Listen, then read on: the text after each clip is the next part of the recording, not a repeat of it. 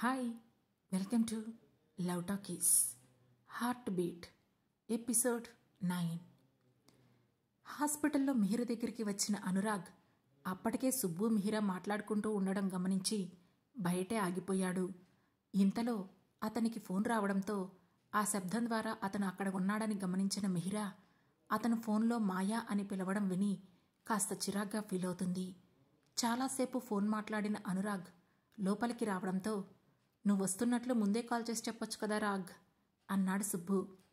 నేను ముందే కాల్ చేస్తే నువ్వు నా గురించి మాట్లాడే మాటలు నాకు తెలియవు కదా అని అంటూ తాను తెచ్చిన ఫ్రూట్స్ను టేబుల్పై పెట్టాడు అనురాగ్. ఇప్పుడు నేను అంత కాని మాటలేమన్నానులే అని కాస్త వెటకారంగా అన్నాడు సుబ్బు.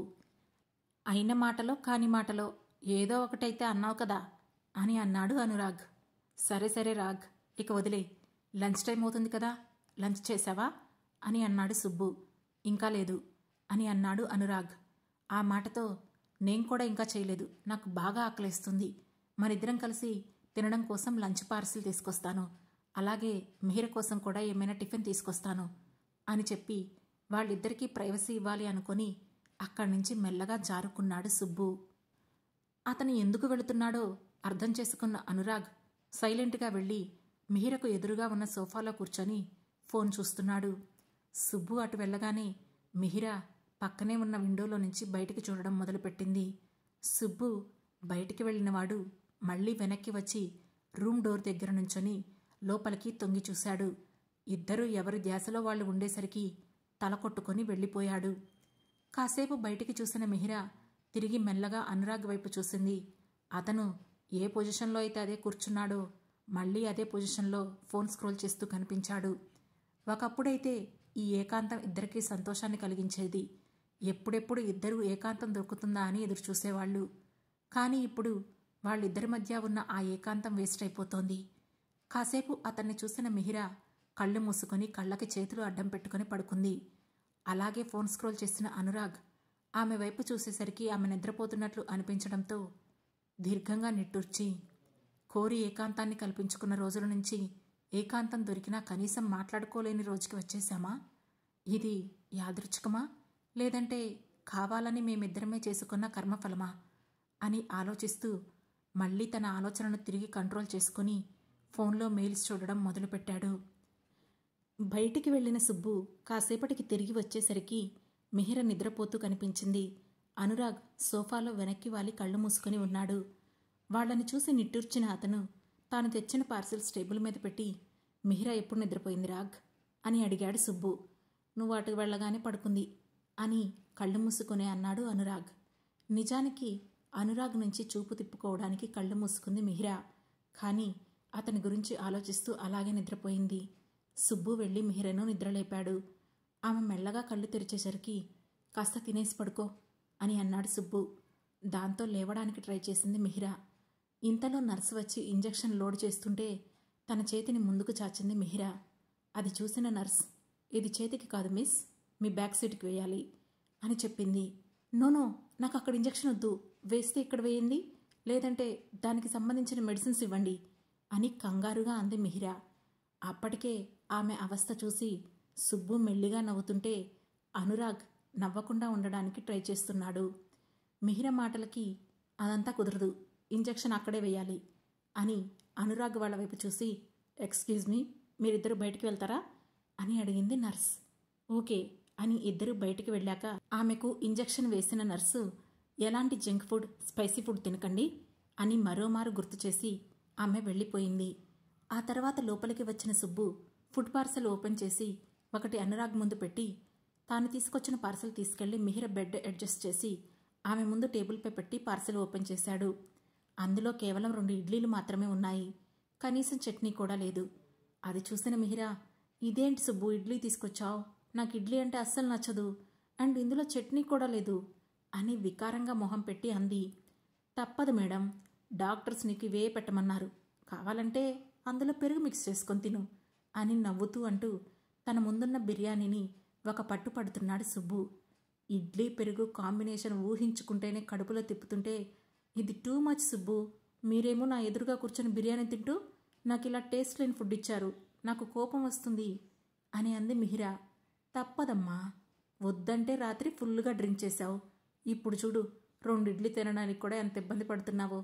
మా స్టమక్ హెల్దీగా ఉంది కాబట్టి మేము ఏమైనా తినచ్చు అని అన్నాడు సుబ్బు. వాళ్ళిద్దరి మాటలు వింటూ తన భోజనం పూర్తి చేశాడు అనురాగ్. వాళ్ళని తిట్టుకుంటూ టేస్ట్ లేని ఆ ఇడ్లీని తినడం మొదలుపెట్టింది మిహిరా. కాసేపటికి అందరి లంచ్ కంప్లీట్ అయింది. అప్పుడు కూడా మిహిరా అనురాగ్ వైపు డైరెక్ట్గా చూడడం లేదు. దాంతో ఇక అనురాగ్య చొరవ చూపిస్తూ, ఇక్కడ వెదర్ నీకు అంత సెట్ అవ్వడం లేదు మిహిరా, నెక్స్ట్ నీ జర్నీ ఎక్కడికి అని అడిగాడు. ఆ మాటతో ఆమె సుబ్బు వైపు చూసి, నెక్స్ట్ నేను ఎక్కడికి వెళ్తున్నాను అని అడిగింది మిహిరా. ఆ ప్రశ్నకు సమాధానం చెప్పకుండా దిక్కులు చూస్తూ వెటకారంగా నవ్వాడు సుబ్బు. ఆ నవ్వుతోనే తాను ఎక్కడికి వెళ్తే మిహిర ప్రయాణం అక్కడికే చేశాడని అర్థం చేసుకున్న Anurag, okay take care Mihira, ఇది ఎప్పుడు వచ్చే ప్రాబ్లం కదా అని లైట్ తీసుకోవడానికి వెళ్ళలేదు, బీ కేర్ఫుల్ అని అన్నాడు. ఆ మాటతో మిహిర మెల్లగా తలూపి, రాత్రి హెల్ప్ చేసినందుకు థ్యాంక్స్ అని చెప్పింది. ఇట్స్ ఓకే మిహిరా, ఆ ప్లేస్లో ఎవరున్నా ఆ టైంలో ఎవరున్నా నేను ఇలాగే హెల్ప్ చేస్తాను అని అన్నాడు అనురాగ్. ఆ మాటతో కళ్ళు మాత్రమే పైకెత్తి అతని వైపు ఒక షార్ప్ లుక్ ఇచ్చింది మిహిరా. వాళ్ళిద్దరి మాటలు వింటున్న సుబ్బు, నా లైఫ్లో ఎంత రొమాంటిక్ డిస్కషన్ ఎప్పుడూ వినలేదు అని వెటకారంగా అనుకున్నాడు. సరే సుబ్బు, నువ్విక్కడే ఉండి తనని జాగ్రత్తగా చూసుకో, రేపు ఈవినింగ్ నేను వెళ్ళిపోతున్నా, ఆ ఈవెంట్కి కూడా నువ్వు రానవసరం లేదులే అని అన్నాడు అనురాగ్. ఆ మాట విన్న మిహిరా, అదేంటి, నేను రేపు మార్నింగే డిశ్చార్జ్ అయిపోతాను కదా, ఇక నాకు సుబ్బు హెల్ప్ ఎందుకు, అతన్ని కూడా తీసుకెళ్ళు అని అంది. అదేంటి, డాక్టర్ చెప్పింది నువ్వు వినలేదా, 2 days నువ్వు ఇక్కడే ఉండాలని చెప్పారు అని అన్నాడు సుబ్బు. వాట్, ఇంకా 2 days ఇక్కడ ఉండాలా, నో వే, నేను అస్సలు ఉండలేను, వెళ్ళిపోదాం ప్లీజ్ సుబ్బు అని అంది మిహిరా. హలో మేడం, డాక్టర్ చెప్పాలి ఇదంతా, నువ్వేమీ డాక్టర్ కాదు, ముందు ఆ విషయం గుర్తుపెట్టుకో అన్నాడు సుబ్బు.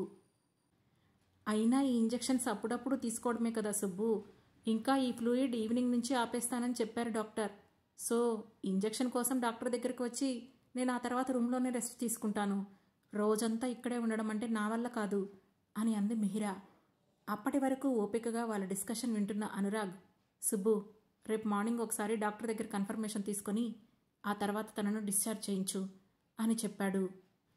అంటే ఏంటి, ఇప్పుడు నేను చెప్పింది ఏం నమ్మలేదా, మళ్ళీ డాక్టర్ దగ్గర కన్ఫర్మేషన్ తీసుకోవాలా అని మనసులోనే అనుకుంటూ మూతి తిప్పుకుంది మిహిరా. ఆ తర్వాత అనురాగ్ అక్కడి నుంచి వెళ్ళిపోయాడు.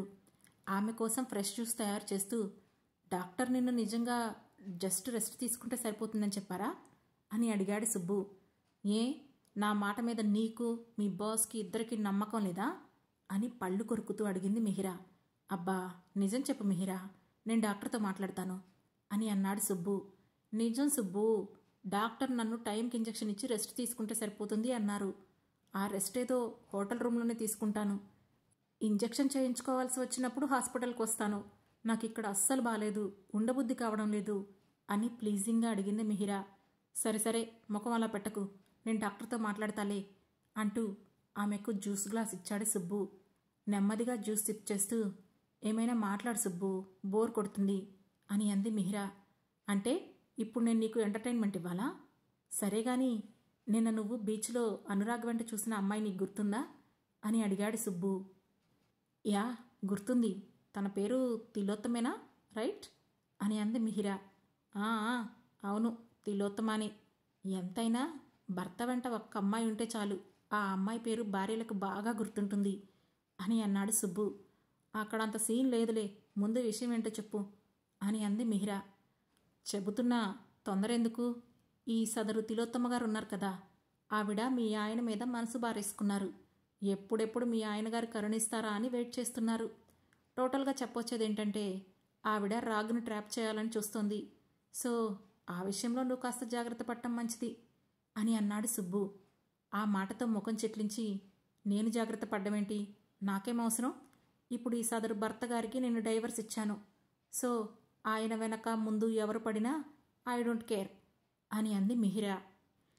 పైకి అలా అందే కానీ సుబ్బు చెప్పిన ఆ విషయం వినగానే ఆమెలో బీపీ ఓ రేంజ్లో పెరిగిపోయింది. ఇంతలో నర్సు వచ్చి మిహిర చేతికి ఉన్న ఫ్లూయిడ్ తీస్తుంటే, హలో మిస్, రేపు తనని డిశ్చార్జ్ చేసి తీసుకెళ్లొచ్చా అని అడిగాడు సుబ్బు. ఆ మాటతో నర్సు మిహిర వైపు చూడగా, ప్లీజ్ వెళ్ళిపోతాను అని మెల్లగా చెప్పింది. దాంతో ఓకే అండి రేపు మార్నింగ్ ఒక ఇంజెక్షన్ ఉంది, అదయ్యాక తనని డిశ్చార్జ్ చేసుకొని తీసుకువెళ్ళండి. అలాగే ఈవినింగ్ మరో ఇంజెక్షన్ ఉంటుంది, అప్పుడు వచ్చి వేయించుకు వెళ్ళండి అని చెప్పింది నర్స్. ఆ మాటతో థ్యాంక్ యూ సో మచ్ అని హ్యాపీగా అంది మిహిరా. సరే, కానీ మీ స్టమక్ చాలా అప్సెట్గా ఉంది. మీరు ఎంత జాగ్రత్త తీసుకుంటే అంత మంచిది. ఏమాత్రం తేడా జరిగినా మీ పూర్తి హెల్త్ పాడవుతుంది అని చెప్పి అక్కడి నుంచి వెళ్ళిపోయింది నర్స్. ఆమె వెళ్లిన వైపే కాసేపు చూసిన మిహిరా తిరిగి తిలోత్తమ తన భర్తని ట్రాప్ చేయడానికి చూస్తుందని సుబ్బు చెప్పిన మాటల గురించి ఆలోచిస్తూ తన మైండ్లోనే ఒక ప్లాన్ గీసుకోవడం మొదలుపెట్టింది. ఆ తర్వాత గేమ్ ఆడుకుంటున్న సుబ్బు వైపు చూసి, సుబ్బు, రేపు నన్ను డిశ్చార్జ్ చేసేటప్పుడు వచ్చి పికప్ చేసుకుంటావా అని అడిగింది. ఆఫ్ కోర్స్ మిహిరా, ఖచ్చితంగా పికప్ చేసుకుంటాను. అయినా మా బాస్ నిన్ను ఒంటరిగా ఉండనివ్వర్లే. చూసావు కదా, నీకు తోడుగా ఉండమని నన్ను ఈవెంట్కి కూడా రావద్దని చెప్పి వెళ్ళాడు అని అన్నాడు సుబ్బు. అబ్బో, నీ ఫ్రెండ్ని మరీ అంత మోసయ్యకు. ఆయనకేం పర్సనల్ పనులున్నాయో, అందుకే నిన్ను వదిలించుకోవడానికి నా దగ్గర పెట్టాడు అని మూతి తిప్పుతూ అంది మిహిరా. ఆపు మిహిరా, మా బాస్ని మరీ అంతలా బ్యాడ్ చేయకు. ఆయన పైకి కఠినంగా ఉన్నప్పటికీ నీ విషయంలో చాలా కేరింగ్గా ఉన్నారు. ఆ విషయాన్ని నువ్వు గుర్తించాల్సిందే అని గేమ్ ఆడుతూనే అన్నాడు సుబ్బు. ఆ మాటతో ఆలోచన పడిన మిహిరకు అది నిజమే అని అనిపిస్తున్నా కూడా ఒప్పుకోవడానికి ఆమె ఈగో అడ్డొస్తోంది. అప్పుడు గేమ్ ఆడుతున్న సుబ్బు, నాకు అబద్ధం చెప్పినా పర్వాలేదు, కనీసం నీకు నువ్వైనా నిజం చెప్పుకో మిహిరా అని అన్నాడు. అతని మాటల్ని ఏమాత్రం పట్టించుకోకుండా పక్కనే ఉన్న తన మొబైల్ తీసుకొని ఓపెన్ చేసింది మిహిరా. ఇంతలో ఏదో అన్నోన్ నెంబర్ నుంచి మెసేజ్ వచ్చినట్లు కనిపించడంతో దాన్ని ఓపెన్ చేసి చూసిన ఆమె ఒక్కసారిగా కళ్ళు పెద్దవి చేసి అలాగే చూస్తూ ఉండిపోయింది. ఆ తర్వాత ఏం జరగబోతుందో తెలుసుకోవాలంటే వెంటనే మా లవ్ టాకీస్ ఛానల్ను సబ్స్క్రైబ్ చేసుకొని హార్ట్ బీట్ స్టోరీలోని నెక్స్ట్ ఎపిసోడ్ను వినండి. మా ఈ కథ మీకు నచ్చినట్లయితే like, share, comment and hype points ఇచ్చి మమ్మల్ని సపోర్ట్ చేయండి.